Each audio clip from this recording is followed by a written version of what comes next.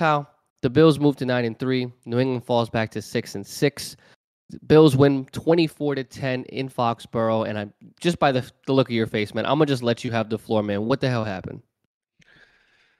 The Bills just know how to do it against New England. And really, it's a continuation of what they've been able to do the last couple of years with Josh Allen at the helm.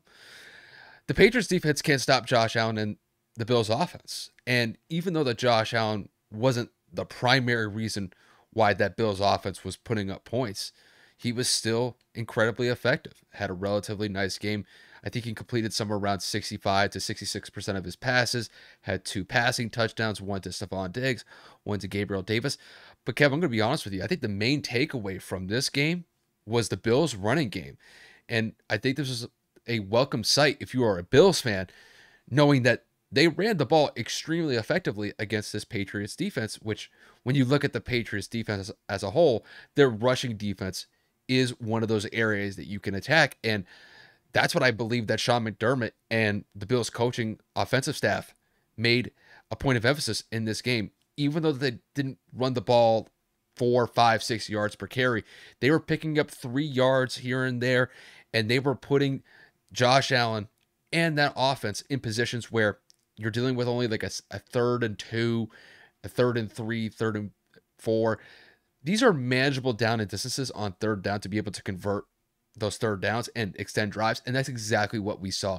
There were plenty of drives that the Bills scored touchdowns on where they were at least 10 plays or more, where they took at least 4, 5, 6 minutes off the clock.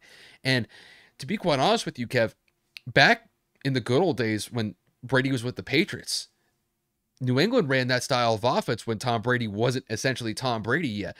They leaned heavily on their run game with Kevin Falk and Corey Dillon back in the day. Now, granted, the Bills don't have what I would consider those types of players based on who they have on their roster right now, but the effectiveness, nonetheless, is still there. And it was a very welcome sight that the Bills definitely went for a more well-rounded performance on the offense instead of just solely relying on Josh Allen to be able to carry that team to a victory. And even though that the Bills have had their issues the last couple of weeks, I think this was one of those games where from beginning to end, this was just a well-rounded victory as far as I see it. The defense held the Patriots to 10 points, and the Patriots were coming off of one of their best offensive performances last week against the Vikings. But they were really solid in getting pressure to Mac Jones, limiting the Patriots run game, and only holding them to 10 points. So they were able to get that Patriots offense off the field on 3rd down consistently, and the Patriots had the punt because of it. So all in all, like when it comes to the Bills were phenomenal in this game. And as far as I see it, they're sitting at a 9-3 record. I believe they won 3 games in a row. And we'll see whether or not they could be able to continue that style of success moving forward. It's just, I still have to see a little bit more consistency. Like I said, the Bills have been up and down the last couple of weeks. There have been times where they've looked great, and there have been times where they've looked very shaky. But I have to say that this was a solid performance from them. Now let me kick it to the Patriots.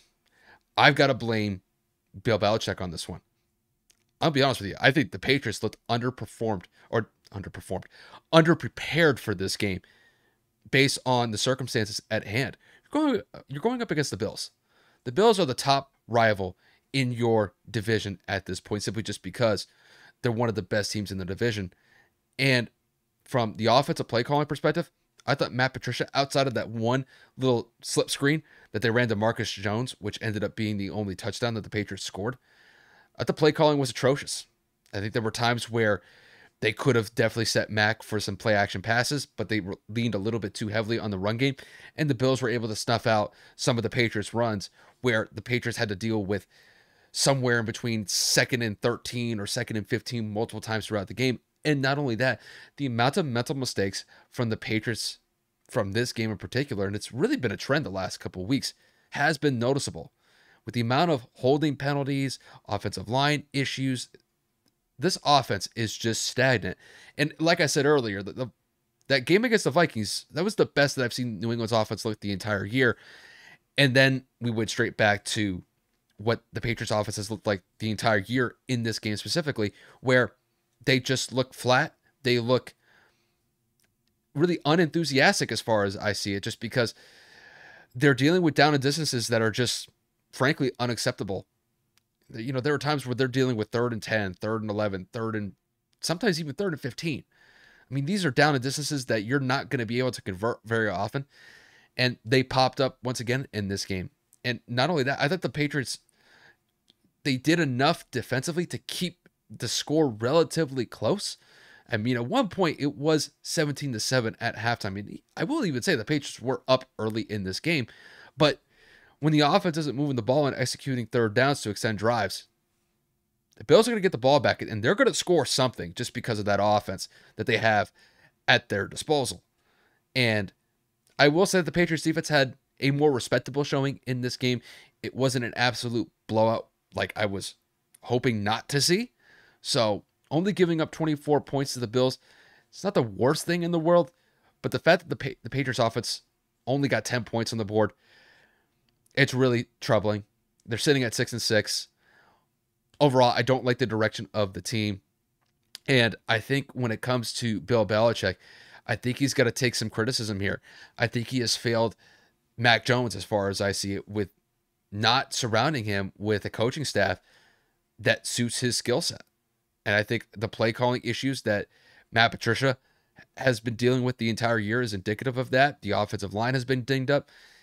And frankly, I think some of the route selections that Matt Patricia has designed for this offense have not led to receivers getting open. I think the Patriots offense, when it comes to the skill set or the skill players that they have, I think they're relatively fine. It's just I don't think they're being put in situations where they can win those one-on-one battles and, you know, put that offense into a position where they could score points consistently. Overall, I think the offense is just an absolute tire fire. And that's on Matt Patricia, but I think it goes to the top of the pecking order with Bill Belichick. So all in all, you know, just to kind of round this game out, the Bills look like they're kind of rounding into form. They've been on a pretty good kick the last couple of weeks. I needed to see a little bit something from them after only beating the Lions by 3 points on Thanksgiving. This was a well-deserved victory for them. They earned it as far as I see it. And when it comes to the Patriots are a mediocre team. There are times where they look good, they look decent, and then they kind of fall back down to earth when they play against good talent, and this is one of those examples. And when the Patriots go up against top-tier talent within the next couple of weeks or so, they will relatively struggle. So that's just kind of my analysis on the game. So, Kev, the floor is yours on this one. I mean, I guess this is how you feel. Kev, can you sit up a little bit? Yeah. I guess this is how you feel whenever I go and rant about the Colts, because dude, you hit every potential possible topic, from play calling to execution to defensive woes to just straight out coaching criticism. I feel like I was listening to a little bit of a Frank Reich, with a little bit more respect, of course, to a little Frank Reich rant. And it's kind of crazy because I'm in full agreement with the play calling. I mean, you've been saying it all year. I don't watch every single Patriot game by any means, but at the same time, in the games that I do tune into, whether that's because of red zone or because they're playing somebody like the Colts, pain, Jesus, I gave myself PTSD. You can see that there are some instances where Patricia looks lost, and obviously he's been known for his defensive schemes. I mean, he got hired in Detroit as a head coach because he was a defensive-minded head coach. He obviously was one of the better defensive coordinators over the course of the late 2010s, early 2020s.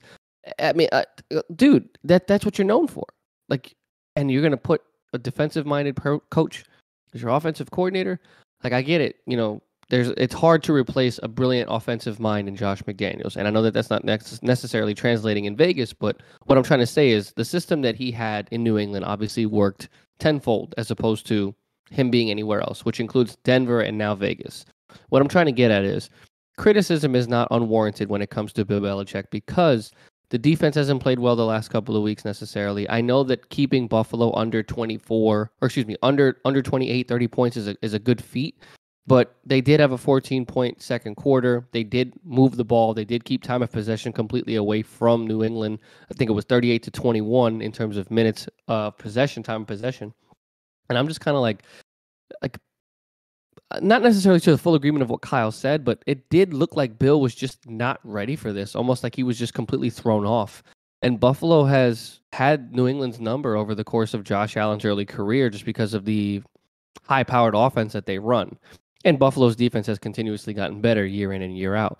So this kind of surprises me that New England was held to 10 points without Von Miller. New England was held to 10 points, even though Mac Jones played a decent game. And I'm not going to say phenomenal. I'm saying decent. He's gotten better, over the course of the last 3 to 4 weeks, in my personal opinion.